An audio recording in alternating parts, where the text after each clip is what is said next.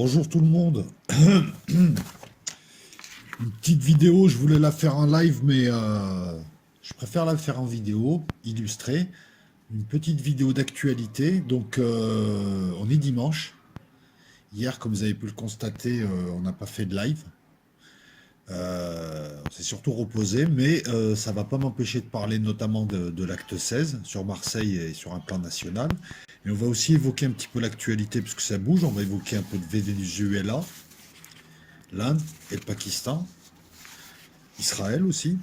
Je devais faire un live sur Israël, mais c'est l'occasion d'en parler là. Et l'Algérie, quelques mots, hein, parce qu'on n'a pas encore assez de recul. Quelques mots, voilà.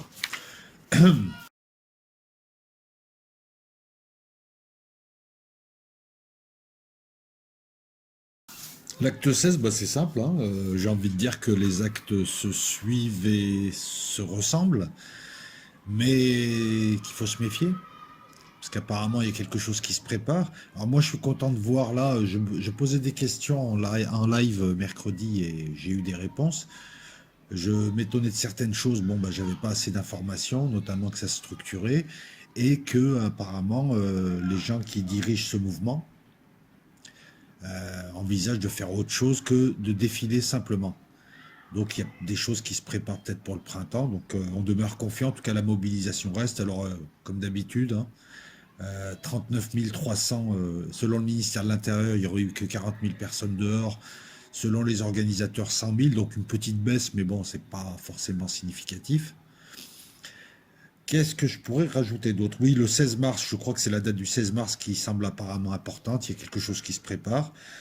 Et puis je pense que le printemps qui arrive est un allié. D'ailleurs, ce qui est marrant, c'est de voir que ça fait vraiment tache d'huile partout dans le monde. De voir qu'au Venezuela, par exemple, vous avez le numéro 2, il me semble, hein,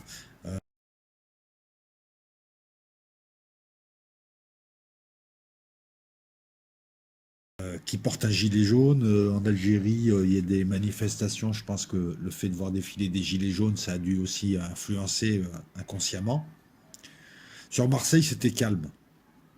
Donc, classique, 14 heures, rassemblement des gens qui manifestent sur Marseille, plus des gens de Pont de l'Étoile, plus des gens de la Ciotat. D'après les médias, il y a environ 2000 personnes, on va dire plusieurs milliers de personnes.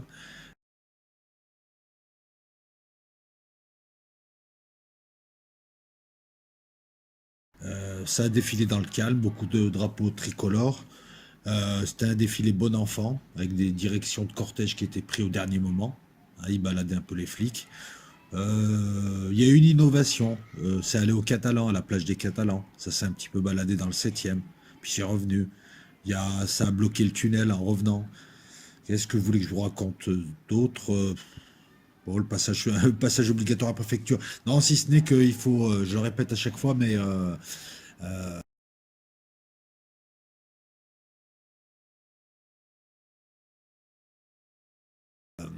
il y a d'autres rassemblements qui se font ailleurs, hein. Par exemple, à Avignon, à 9 heures, il y avait un rassemblement, un rond-point à Avignon Nord, à Arles. Il y avait des stands. Il y a d'autres choses qui se font ailleurs, voilà. Mais c'était un acte 16 calme. Voilà aussi pourquoi ça sert à rien de faire des images de gens qui défilent et de répéter les mêmes choses. Autant l'évoquer rapidement. Calme, mais bon, c'est pas une critique, hein, c'est pas une critique, hein. De toute manière, à un moment donné, voilà, on a vu cette semaine quand même des prises de conscience, qu'il fallait que ça bouge différemment, qu'il fallait pas non plus que ce soit trop calme, sans forcément qu'il y ait de la casse. Ici, il n'y a plus de problème de casseurs. On a parlé de l'opération Kakatov, c'est-à-dire jeter enfin, muscler un petit peu plus les revendications. Il y a d'autres choses à faire, mais apparemment, il y a d'autres choses qui se préparent. Donc, moi, je préfère attendre de voir plutôt que de parler cette fois-ci, parce qu'autant on va critiquer, puis finalement on va s'apercevoir que les choses qui semblent nous manquer, bah, finalement elles sont en train de se préparer. Donc je préfère attendre d'avoir un peu plus de recul et juste faire ce petit compte rendu, quoi. Donc tranquille, hein, voilà, hein, ça tourne. Donc après, je vois des sondages, 55% des Français aimeraient que les gilets jaunes arrêtent, les sondages bidons qui commencent à sortir, mais de toute façon, il y a un truc dont il faut prendre conscience, c'est qu'ils lâcheront rien s'ils ne sont pas poussés. Ah, voilà. Donc le printemps est un allié, il faudrait plus de mobilisation et puis voir un peu ce que ça donne, mais C'est parti dans la durée, apparemment. C'est parti dans la durée, la guerre d'usure. Voilà, c'est ce que je peux dire sur l'acte 16. Alors, on a l'Inde et le Pakistan,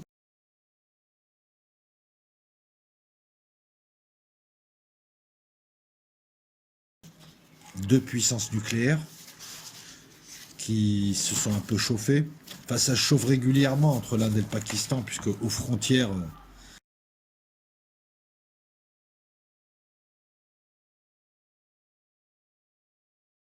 au niveau de l'Himalaya, très souvent, il y a des coups de feu, il y a des échanges d'artillerie, mais là, c'est... Et puis, souvent aussi, on va pas dire très souvent, mais souvent, il y a des infiltrations de groupes terroristes venant du Cachemire Nord, hein. Vous savez que le Cachemire est une zone qui est coupée en deux, une partie à l'Inde, une partie Jammu et Cachemire au Pakistan.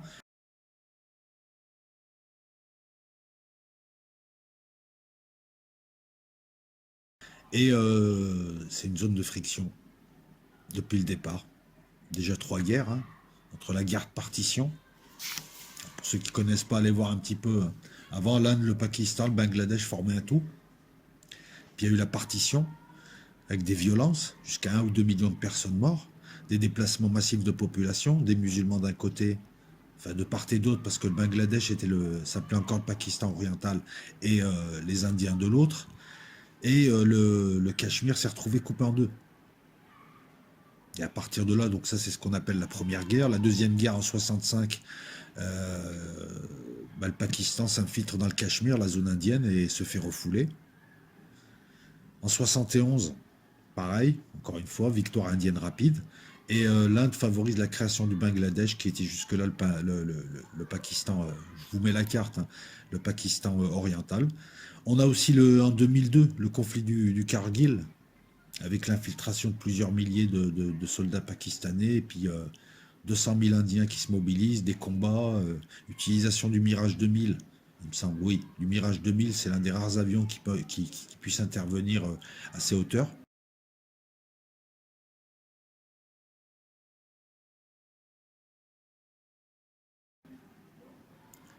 Et vous allez voir que ça a son importance, puisque là, alors les Indiens subissent régulièrement des attentats de groupes terroristes qui arrivent euh, du Pakistan, enfin en tout cas de la zone du Cachemire. Ils accusent les services pakistanais qui sont un peu tortueux, l'ISI, de manipuler ces groupes et de les laisser là. Les Pakistanais disent non, non, on lutte contre eux.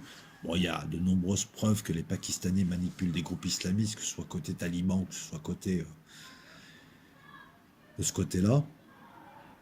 Et le 14 février, donc, ce groupe a fait 40 morts en Inde, 40 militaires morts dans un attentat. Donc les Indiens ont répliqué il y a quelques jours. Ils ont répliqué en bombardant avec 12 Mirage 2000 qui ont parfaitement effectué leur mission. D'après ce qui se dit réellement, hein, réellement, les Pakistanais ont temporisé, ils n'ont pas voulu aller affronter les formations indiennes. Euh, mais après, c'est là où je comprends pas. Alors l'Inde était obligée de répliquer. L'Inde en plus est en période électorale, donc ils ne pouvaient pas laisser passer l'attentat à 40 militaires morts. Ils étaient obligés de répliquer. Donc ils sont allés bombarder le camp de terroristes, ils ne sont pas allés bombarder les Pakistanais. Ils sont allés exercer leur droit de poursuite, on va dire. Les Pakistanais ne pouvaient pas, enfin devaient garder la face, parce que de toute façon c'est tendu entre eux, veulent garder la face, mais ne veulent pas vraiment la guerre. On le voit à la libération du pilote. Donc ils ont quand même décidé de marquer le coup.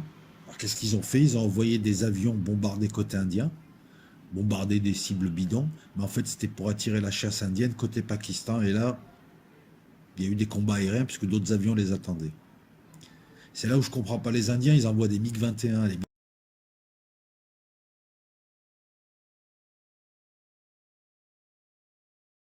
MiG-21 c'était un très très bon avion, mais dans les années 70. C'est un avion qui est archi dépassé. Ils envoient des MiG-21 et apparemment ils auraient envoyé un Sukhoi en tout cas, qui serait tombé.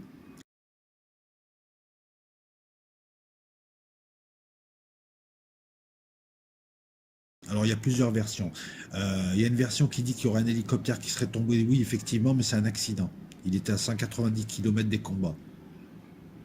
Mais ce dont on est sûr, c'est qu'il y a un MiG-21 indien abattu par un F-16 pakistanais.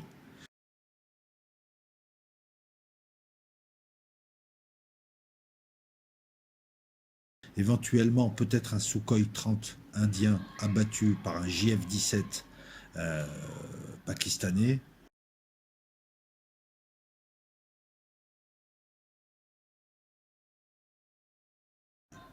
Et ce qui est intéressant, c'est de voir que si le Sukhoi 30 est tombé, c'est pas bon.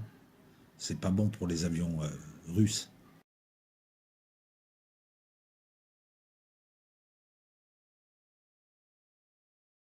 Un vieux F-16 qui abat un Sukhoi 30 qui est censé être un avion de quatrième génération. Après, pourquoi les Indiens envoient des MiG-21? Parce qu'apparemment, tous leurs bons avions, leurs Rafale et leurs Sukhoi, sont à la frontière chinoise, sont sur des bases proches de la frontière chinoise, de l'autre côté. C'est énorme, là. Mais on se pose des questions un petit peu. Donc, d'un côté, on te dit non, non, il y a eu un avion partout abattu. De l'autre côté, on te dit il y a eu deux avions, plus un hélico. Et la version pakistanaise semble plus crédible. Euh, les Indiens n'ont. Comment dire ça? La version, elle semble plus crédible, puisque le fait de ramener des Sukhoi déjà indique qu'il y a eu quelque chose, qu'ils n'avaient pas le dessus. D'ailleurs, les Indiens ne comptent pas aller bombarder à nouveau.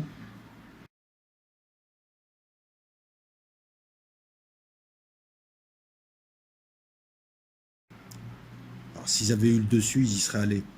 Là, ils comptent pas y aller. Par contre, depuis hier, il y a une préparation d'artillerie de part et d'autre. Les Pakistanais, en faisant tomber l'un des avions, donc ont capturé un commandant indien qu'ils viennent de libérer.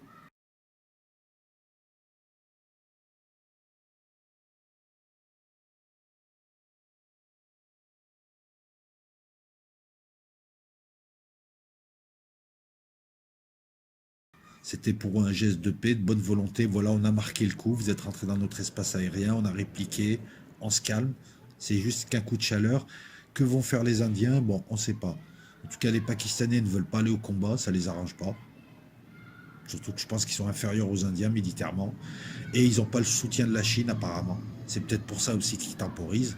Et ça fait longtemps qu'ils sont en froid avec les Américains, même s'ils ont encore un peu de relations. Les Indiens, de leur côté, ont, je pense, le soutien américain. Les Américains qui leur font du pied récemment parce qu'ils veulent leur vendre ce qu'on appelle le F-21, qui est, il me semble, un F-18.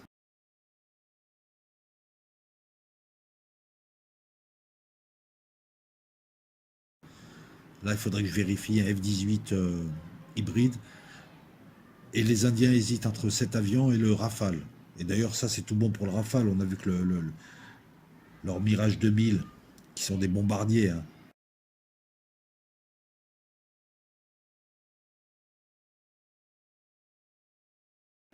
ont bien accompli leur mission à cette altitude. Tous les avions ne peuvent pas le faire. Et l'armée indienne aime bien le Rafale. Et là, ils cherchent à acheter une centaine d'avions. Et ça va se jouer entre les deux. Donc les Américains soutiennent les Indiens et les Russes se sont placés en médiateur directement, comme d'habitude. Poutine veut faire pote avec tout le monde. Donc est-ce que ça va aller loin? Je ne sais pas. Pour l'instant, on n'a pas, on a, pareil, on n'a pas encore assez de recul. Il faut attendre. Moi, je pensais que ça allait se calmer là, mais apparemment, ils échangent des obus. Donc, on va voir ce que ça donne. Mais bon, ils ont l'habitude d'échanger des obus. Je retiens aussi que si le Sukhoi 30 est tombé, et même malgré le fait que le MiG-21 soit un vieil avion, le fait d'être abattu par un vieux F-16, c'est symbolique. C'est pas bon pour les Russes. Entre ça et le Pantsir abattu en Israël, par les Israéliens, je veux dire en Syrie, c'est pas bon pour le matos. Et le matos, on le juge en temps réel. Voilà, surtout que là, on a des armées, pour l'Inde et le Pakistan, qui sont. Bon, je pense que le Pakistan est légèrement inférieur, mais bon, on va dire qu'ils sont à égalité, quoi. Voilà, c'est pas une guerre asymétrique. Bon, ce qui fait peur, c'est que c'est une guerre nucléaire. Ça peut démarrer aux frontières, ça peut embrayer, et puis à un moment donné, il y a une petite bombe nucléaire tactique, l'équivalent d'une bombe atomique qui peut détruire une ville qui part, et puis une autre, et ainsi de suite. Ça arrange personne. Ça arrange pas les Russes, ça arrange pas la Chine, ça arrange personne là-bas, sauf peut-être les Américains, mais sur le coup, c'est pas eux qui ont initié le truc. Les Pakistanais peuvent. Les Pakistanais ont l'habitude de laisser des groupes islamistes sur leur territoire euh, s'en servir comme base arrière, passer les frontières. Et en contrepartie, ils leur demandent des petits services, des renseignements, des échanges. Mais moi, je pense que c'est les Pakistanais, lorsque les Pakistanais arrêteront de jouer avec ces groupes-là, islamistes du Cachemire, eh ben voilà, ça se calmera, parce que les Indiennes font que répliquer à chaque fois. On parle du Venezuela,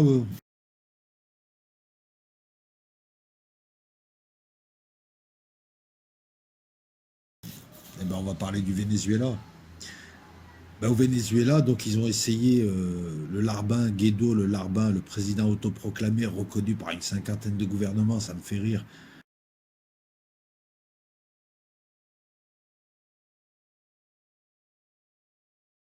Beaucoup d'entre eux sont illégitimes, ne serait-ce que celui de Macron par exemple. Ah bah, je regarde les sondages, je regrette, hein, il n'est pas très très légitime.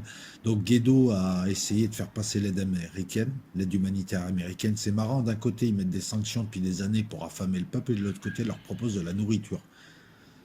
Entre-temps, les Russes ont envoyé de l'aide humanitaire. Entre-temps aussi, il faut savoir qu'il y a eu un effort qui a été fourni.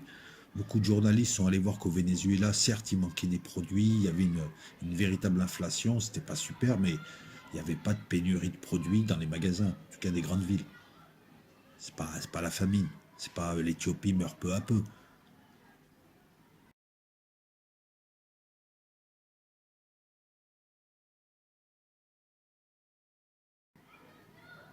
L'aide américaine, c'était simple, c'était foutre le bordel, créer des troubles à la frontière. Il y a eu des morts, il y a eu des troubles pour avoir un prétexte pour intervenir. Mais il y a eu un souci, les Brésiliens ont refusé de soutenir l'intervention et le groupe de Lima aussi. Les Américains ont beau se foutre de la gueule du monde, il leur fallait cette légitimité, celle des pays autour. Et les pays autour sont contre une intervention. Même le Brésil refuse. Qu'est-ce qu'ils ont fait donc? Guaido s'est expatrié, il craint pour sa vie, il continue à essayer de voler les avoirs vénézuéliens. Maduro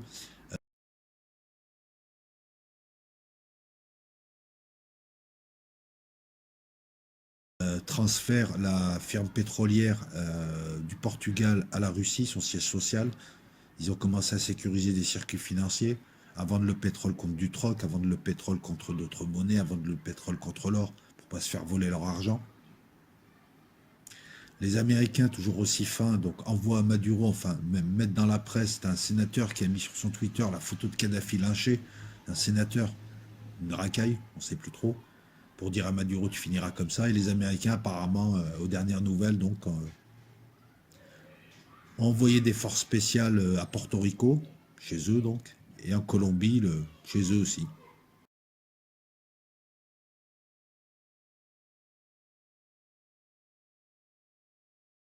Ça sous-entendrait peut-être soit, je pense que c'est une opération d'intoxication, mais à tout moment, ils peuvent tenter un enlèvement.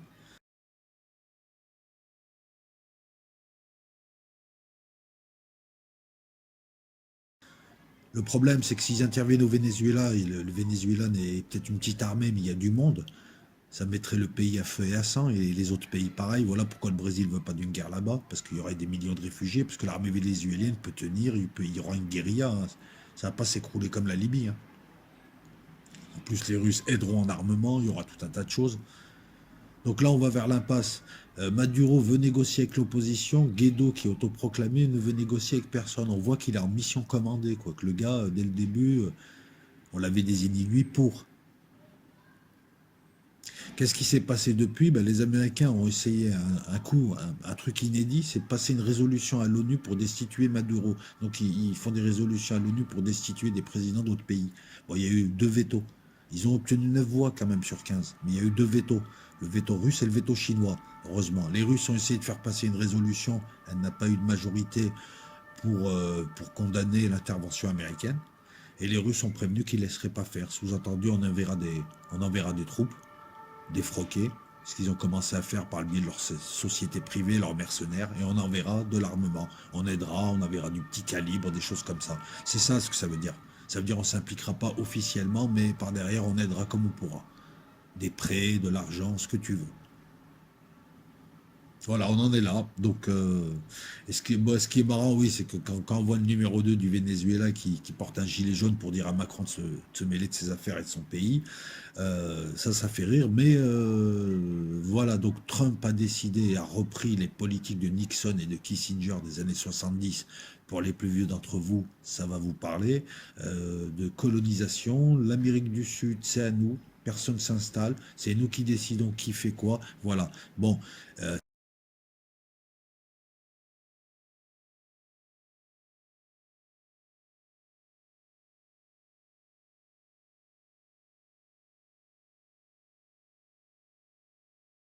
C'est vrai que depuis, il y a eu du nouveau, parce qu'ils le font en Europe maintenant. Voilà. Avant, l'Amérique du Sud, c'était ce qu'ils font maintenant au Venezuela, hein. Ils destituent des présidents, ils font des coups d'État. Ils ont un peu plus de mal, hein, maintenant que dans les années 70. C'est ce qu'ils ont fait au Chili avec Allende, hein. Avec Maduro, ils veulent faire la même chose. Je vous rappelle que Maduro a le soutien de 99% de l'armée, qui est issue du peuple, et je ne vais pas dire la quasi-totalité du peuple, c'est pas vrai, mais d'une forte majorité de la population, et notamment toutes les classes pauvres. C'est-à-dire ceux qui souffrent le plus de l'embargo et des sanctions américaines. Vous voyez l'ironie. Qu'est-ce que je pourrais rajouter d'autre? Ben rien. Rien. Pareil, là, c'est en cours, hein. C'est en cours. Soit en voie de pourrissement, soit. J'arrive pas à comprendre l'acharnement qu'ils ont à vouloir faire tomber un président qui a essayé de négocier avec eux, qui leur a juste dit, écoutez, moi je veux vivre en bonne intelligence avec vous, qui n'a jamais aidé le terrorisme, qui ne les a jamais emmerdés, qui n'est jamais allé contre leurs intérêts, qui est même prêt à commercer avec eux. C'est à ça que tu vois que c'est des psychopathes. Ils vont attaquer des pays qui n'ennuient personne. Le Venezuela, Maduro, à plusieurs reprises, a dit, mais si vous voulez, on peut faire des affaires ensemble. Si vous voulez, on peut discuter. On est prêt à faire des concessions. Qu'est-ce que vous voulez? Non, tu dégages et on veut installer un président à nous. C'est ça, il faut prendre conscience de ça, quand même. C'est que là, c'est même pas. Jusque-là, ils trouvaient toujours des prétextes, genre l'Iran, le terrorisme, tout ça, alors qu'on sait que c'est de la pipe. L'Iran, ça fait 250 ans qu'ils ont attaqué personne. Mais bref, ça peut marcher. Oui, ils ont fait des attentats à l'Iran, bah, pour récupérer le milliard que leur devait la France avec la dette Eurodif. Oui, ils ont fait des attentats en 86 avec les frères Abdallah, Georges Ibrahim Abdallah. Oui, c'est vrai. Mais c'était à part ces trois quatre trucs, l'attentat du Drakkar aussi, au Liban, avec l'ancêtre du Hezbollah, mais c'était des attentats défensifs, c'était des répliques. C'était rendez-nous notre argent, sinon on va commencer à le récupérer. D'ailleurs, ils ont bien fait, ils ont récupéré leurs milliards quelques années après. Mais jusque-là, bon, on pouvait dire, voilà, l'Iran, on peut encore chipoter. Mais là, le Venezuela ennuie qui? Ils vont déstabiliser partout où ils vont, ils déstabilisent. Je veux dire, et tout le monde se tait. Je ne comprends pas comment ils ont pu obtenir 9 voix. Les gens décident maintenant qui est légitime ou pas, alors que le gars, il est élu et il est plus légitime que la plupart de ceux qui discutent de sa légitimité. Enfin bref. Pour l'Algérie, ça va être simple. On n'a pas assez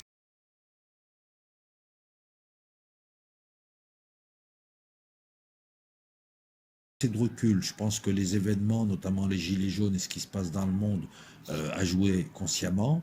Il s'agit non pas d'une révolution colorée bidon, mais d'une véritable manifestation populaire d'un peuple qui a l'impression qu'on le prend pour un con.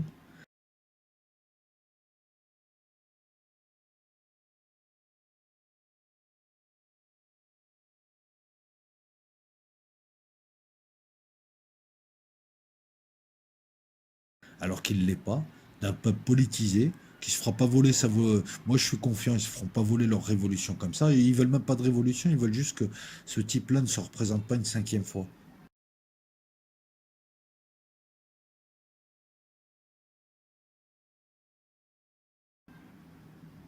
Voilà, c'est facile.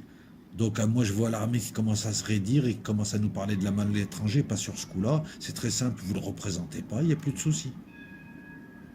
Là, on ne va pas reprocher au peuple de manifester, tu le prends pour un con. Et tu leur dis ne manifestez pas ou n'allez pas trop loin parce qu'il ne faut pas faire le jeu de l'étranger. Mais là, c'est toi qui fais le jeu de l'étranger. Tu représentes un type qui veut peut-être même pas se représenter. Donc j'apprends là, je crois que c'était hier que le directeur de cabinet a été limogé. Je comprends même pas leur communication. Donc ils pensent qu'en limogeant le directeur de cabinet, le mec qui s'occupe de ces élections, ça va calmer les gens. Enfin bref, voilà. Non, mais arrêtez, c'est tout. Il y a tellement de requins et d'hommes politiques là-bas que tout ça parce que deux clans ne veulent pas s'entendre sur un nom. C'est juste ça le truc. Alors qu'ils en ont plein. Ah bah ouais, des politiciens qui veulent être président. Ils veulent une marionnette, bah mettez une autre marionnette. Et restez derrière. Non, mais je vois que ça, quoi. Je veux dire, là, c'est se fragiliser tout seul. Alors, ben non, parce que je vois le chef d'état-major, je ne vois pas pourquoi il s'exprime. Le chef d'état-major, c'est une manifestation civile. Jusqu'à preuve du contraire, normalement, officiellement, c'est pas une junte militaire. Donc, pourquoi il s'exprime? À la limite que le chef de la police s'exprime, je veux bien comprendre.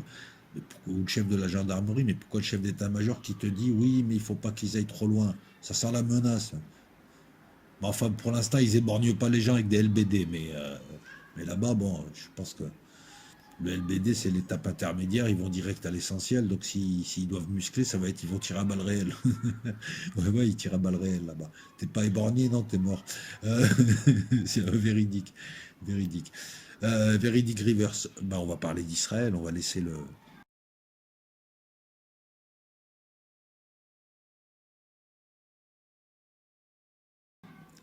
le mot de la fin pour Israël, parce qu'il y a beaucoup de choses à dire quand même. Il y a des élections, c'est vrai. Il y a Netanyahou, Alors, ce qui est marrant, c'est que ce type, jusque-là, il y a encore 2 mois, il était sûr d'être élu.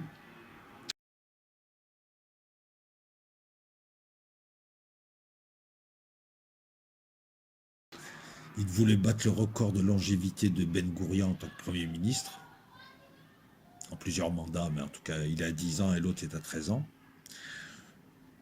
Il était fort d'une politique. Alors, moi, je suis toujours étonné de voir beaucoup de gens parler de paix et voter pour Netanyahou qui, lui, parle pas de paix. Soit, les gars, vous vous êtes trompés, vous avez mal lu sa profession de foi, soit il y a un peu de mauvaise foi et en fait, non, vous dites paix et vous votez pour un type d'extrême droite. C'est pas moi qui dis qu'il est d'extrême droite. Il vient de s'allier à des formations d'extrême droite, enfin, il négocie avec. Il vient d'être désavoué, devinez, messieurs, dames. Netanyahou vient d'être désavoué par notamment l'AIPAC, qui lui a dit ton alliance avec l'extrême droite, ton alliance future, c'est pas bien. Ça te rend raciste. Donc c'est pas moi qui le dis, c'est l'AIPAC. Non mais je dis ça, j'anticipe. Quand je dis qu'il est d'extrême droite, c'est des faits, moi je suis rationnel. Déjà il était avec, comment il s'appelle, le Moldave à la hache, de Axe Murder, Avigador Lieberman. Vous n'allez pas me dire qu'il est de gauche. Bref, mais jusque-là encore, vous allez dire, je me répète. Donc il a été désavoué. Quoique là, non, hein, parce que se faire désavouer par l'AIPAC qui est déjà bien à droite, il n'y a que le Likoud français qui le soutient encore. Et elle aime dire qu'ils ne sont pas racistes. Vous voyez, les faits le montrent. Hein. Il vient d'être aussi désavoué par sa police, son procureur.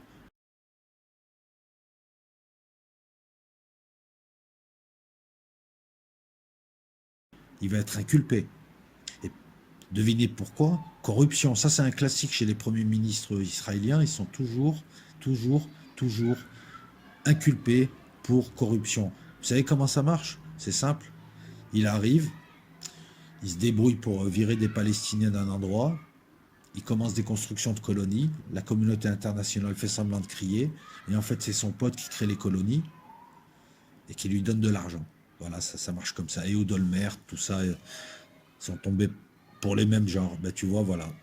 Donc en fait, il se la joue au grand colon, mais c'est surtout pour son portefeuille, quoi, aussi. Donc il va être inculpé. Alors là, il faut admirer quand même le courage du procureur, le courage de la police, et puis il faut voir qu'on est dans une vraie démocratie, parce qu'il faut avoir des couilles quand même pour inculper le Premier ministre le plus populaire au moment des élections. Là-dessus, il faut leur tirer le chapeau. C'est pour ça que je vous dis, dans ce pays, il y a tout et hein, il n'y a pas que lui. Hein. Il n'y a pas que lui, il y a d'autres gens, il y a d'autres courants, tout ça. C'est plus compliqué que de dire. Moi, je parle du gouvernement d'extrême droite de Netanyahou. Voilà, il faut faire attention avec les mots. Il vient aussi d'être désavoué par l'ONU.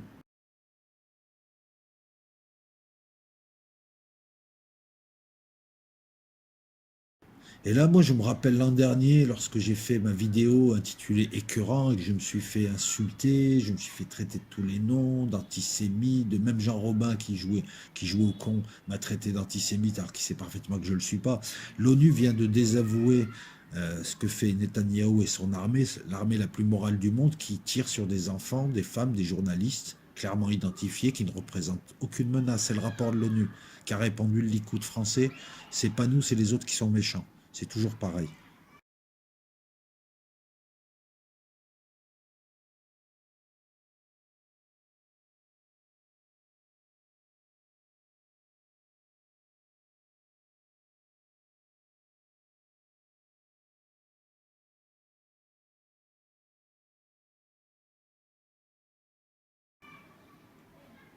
La source, vous allez sur Haaretz, journal israélien.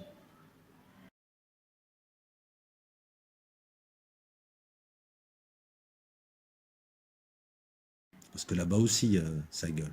Donc en gros, ils tuaient des femmes palestiniennes et des enfants, 35 quand même. Alors je vous donne le ratio de morts, hein. Il y en a plus de 300 d'un côté et 2 de l'autre côté. Et encore, c'est quand les Palestiniens, sur la fin, commencent à leur tirer dessus. Le rapport indique clairement ils pouvaient arrêter ces gens et cette foule sans avoir à les abattre. Qu'il y a eu un usage de la... Oui, on parle de crimes de guerre. Est-ce que Macron, tu vas aller demander au TPI d'inculper Netanyahou? On parle de crimes de guerre.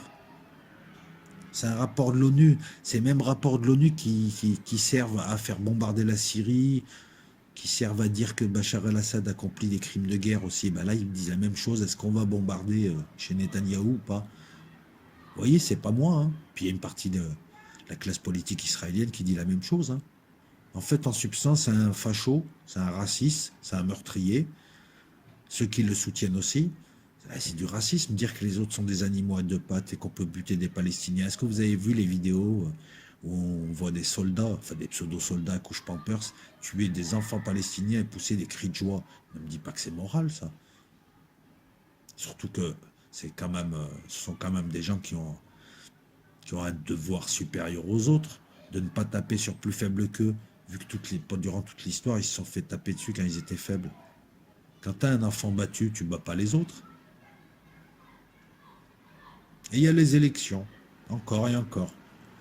Sur un plan populaire, moi je m'inquiète pas pour lui, Netanyahou, mais s'il se fait inculper, par contre, il ne pourra pas exercer, hein, parce que là-bas, ils vont vraiment en prison, les gars. Alors comment ça marche? Donc déjà, c'est des élections législatives.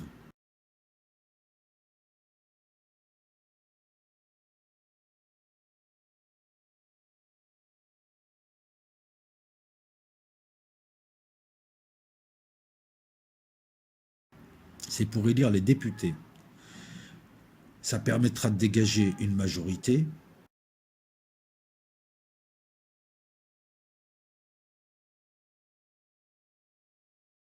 Un Premier ministre et un gouvernement.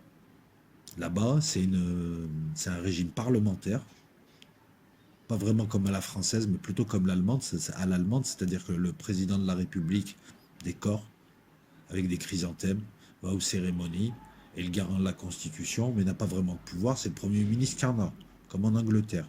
Vous savez, il y a toujours cette séparation régime présidentiel et régime, comme aux USA, et régime parlementaire. Bon, en France, on a un régime plus ou moins hybride, puisque le président exerce quand même un petit peu le pouvoir directement.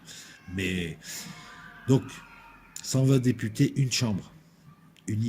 Comme on dit, unicaméral, une chambre. Un parlement a une chambre, 120 députés, la Knesset. Le système, c'est un système proportionnel.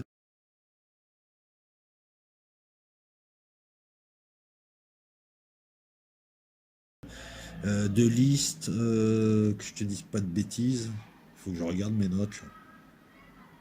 Jusque-là, je faisais de tête. C'est un système proportionnel, mais il faut quand même avoir 3,25% des suffrages pour commencer à bénéficier de la répartition proportionnelle, c'est-à-dire tu as tant de voix, tu as tant de députés. Voilà. On a une photographie exacte de la classe politique israélienne. L'avantage, donc, c'est qu'il y a une authenticité dans le vote. L'inconvénient, c'est qu'on ne peut jamais, c'est très rare, ça s'est vu quelques fois, mais c'est très rare, de voir un seul parti avoir la majorité. Netanyahou et son parti, le Likoud, ont 30 sièges, auront 30 sièges à peu près. Voilà l'estimation. Et derrière eux, il y a une alliance entre un général, Gantz,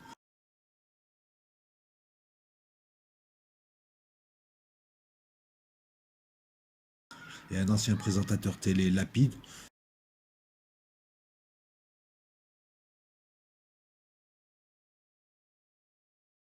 On a l'impression que c'est une sorte de centre-droit, centre-droit, centre-gauche.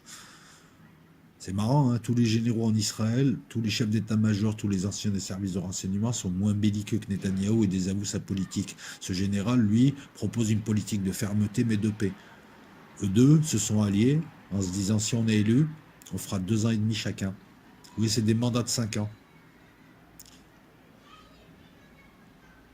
proportionnel de liste, puisqu'il y a une liste, il y a une seule circonscription, c'est tout le pays. Voilà, scrutin proportionnel, alors que nous, c'est un scrutin majoritaire à 2 tours. Et c'est un tour là-bas. L'inconvénient de ce scrutin, c'est que voilà, c'est une difficulté à trouver une majorité, donc c'est très souvent des alliances. Voilà pourquoi Netanyahou va toujours chercher, mais il va chercher bizarrement à l'extrême droite, ailleurs personne ne veut de lui. C'est vraiment drôle de pratique ce type, hein. C'est un gars d'extrême droite, pour les différentes raisons, puisqu'il a soutenu des criminels et des gens qui tenaient des discours d'extrême droite et de hiérarchisation des races, des ethnies. Il a du mépris de toute façon. C'est un mec d'extrême droite parce qu'il s'est allié avec ses officines à toute l'extrême droite européenne. Comment tu peux donner des leçons de morale? Est allié à différentes extrêmes droites européennes. Comment tu peux donner des leçons de civilisation? Et tu t'es allié à des djihadistes, aux frères musulmans. Comment tu peux donner des leçons d'Occident alors que tu es allié avec l'Arabie Saoudite? Tu es un cynique. Tu n'as pas le droit de donner des leçons. Tu as juste le droit de dire, moi je suis un cynique, je fais de la géopolitique et je suis réaliste et pragmatique. Là, ça, tu as le droit. Quant à ceux qui votent pour lui, bah écoutez, regardez où il a emmené Israël, hein. Maintenant, il reste quoi? Il reste la bombe atomique pour menacer, sinon tout le monde va lui tomber dessus et à terme, ça étouffe progressivement, hein. Et je vous rappelle que les derniers raids, c'est à coup d'obus, hein. Et c'est très loin, hein. Il rentre plus en Syrie et bientôt plus au Liban. Pendant ce temps, il a 3 fronts et demi. Ce type-là, il est arrivé, il a permis à l'Iran de devenir plus forte que jamais. Rappelez-vous, on était l'Iran avant. L'Iran est au port d'Israël. L'Iran a des missiles de croisière. L'Iran est hyper forte partout. Même les Américains s'inquiètent. Ce type-là, en menaçant l'Iran, en détruisant les traités, il a renforcé l'Iran, il a renforcé le Hezbollah. Et au final, il a renforcé la Syrie, l'armée syrienne, puisque maintenant l'armée syrienne dispose de systèmes anti-aériens beaucoup plus performants. Non mais il faut réfléchir, je veux dire. C'est un fanfaron qui est arrivé, qui fait le beau, qui tape, qui a tapé, mais au final, ça donne quoi? Ça donne qu'Israël, à l'heure où je vous parle, inspire plus la peur que le respect, hein. Même parmi ses pseudo-alliés, hein. Il reste très très peu de gens qui vraiment aiment, hein. C'est juste de la peur, hein. Enfin, moi, je vois un échec. Ce serait bien qu'il soit inculpé, qu'il ne se présente pas. Parce qu'il y a peut-être encore une petite porte de sortie pour trouver un règlement de paix. Mais bon. Voilà, moi je pense avoir tout dit, hein. Qu'est-ce que je pourrais rajouter d'autre? Donc l'actualité, ben, on fera des vidéos d'actualité quand ça bougera vraiment, parce que il faut quand même un peu de recul, mais on va voir, mais je pense que ça va s'accélérer. Donc là c'est le printemps, moi c'est mon dernier printemps où je commente ce genre de choses. C'est le printemps, hein. Je sais pas quand est-ce que les blés seront mûrs ou les colchiques seront dans les prés, mais c'est un printemps quand même où il y a pas mal de tensions, hein.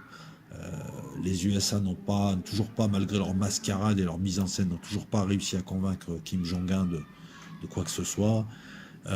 Les Russes et les Américains c'est vraiment très tendu, hein. Hein, merci tous ceux qui nous ont vendu Trump, soi-disant l'ami de Poutine qui va tout calmer, hein, comme de par hasard. Qu'est-ce qu'il y a d'autre? Bah écoutez, le Moyen-Orient, ça peut péter à tout moment. Maintenant, c'est l'Inde et le Pakistan, le Venezuela, qu'est-ce qui reste comme foyer de tension? L'Algérie qui se réveille un peu, ça bouge. Ça bouge, donc connaissant l'histoire, ça peut s'accélérer et en quelques jours, on peut se retrouver dans une situation inédite et se dire le monde que je connaissais avant, là on a passé une ligne, là il y a quelque chose, il y a une brisure. Voilà, donc soyez vigilants. Puis je rappelle aussi que je fais une synthèse de l'actualité, mais c'est une synthèse personnelle, c'est aussi mon avis. Et on peut aussi être en désaccord avec moi et dialoguer tranquillement, sans s'exciter. Moi, je donne un avis, tu prends un autre avis, tu vas voir là, tu vas voir là, tu vas voir plusieurs sources et tu te fais ton propre avis. C'est ce que je demande. Je te demande pas de dire ouais, je dis tout comme les locaux. Voilà. Et pareil, s'il y a des trucs que tu n'apprécies pas, moi je veux des arguments, des liens. Le reste, je fais pas passer quoi. Si le mec il est là pour t'insulter parce qu'il sait pas dire, c'est ça le problème, hein. Il y en a beaucoup, ils se rendent pas compte qu'en écrivant leurs messages, ils sont très agressifs. Et on dialogue, on s'en fout de toute façon qui a tort, qui a raison. On suit l'actualité, on commente quoi. À la fin, de toute façon, on va tous, on y passe tous. Ciao tout le monde. Et puis, ben voilà, poussez, je sais pas quoi, sautez au plafond, faites ce que vous voulez. Et à bientôt, il y a bientôt, hein, des lives, des vidéos un peu partout. Allez, ciao.